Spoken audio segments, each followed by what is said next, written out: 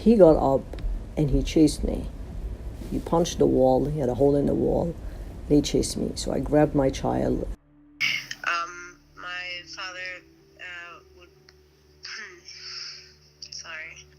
he would beat my mom in front of us. I've had death threats from my husband where he has threatened to get a gun and murder me. I've had things thrown and shattered during arguments. It's horrifying. She looked at me and she said, "Where is it?" I said, "What do you mean?" I said, "Where did he hurt you?" I said, "How do you know?" She said, "It takes one to know one." If you yourself are a victim of domestic violence, domestic abuse, and you're looking for an outlet in terms of how to share your story and how to really get out of those shackles of that difficulty, that trial and tribulation. First, I'd want them to know that, I understand it's very difficult and that you may feel stuck, but you don't have to stay stuck. I think being able to be there for the person when they need to talk, when they need to touch base. It's also a good idea to refer or just have things like hotline numbers handy, individuals in the community that have been identified as working with these sort of issues. So therapists, psychiatrists, caseworkers, things like that. There are avenues to get protection. There are avenues to get help. And I would urge anyone who is experiencing domestic violence or abuse to get help. There are shelters. There are, places to get therapy.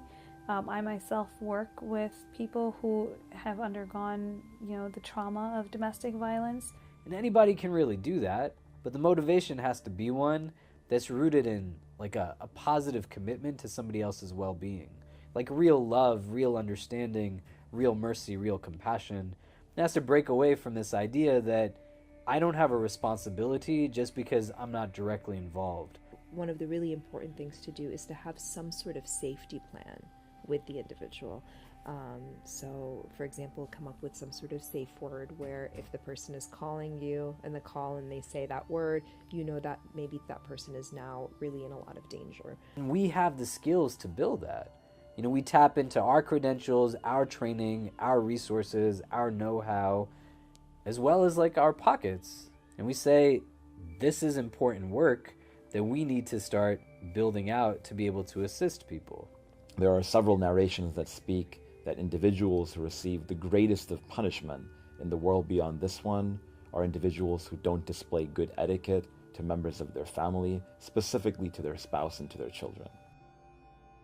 You have to want to get out of it. If you're not ready to get out of it, it's a vicious circle.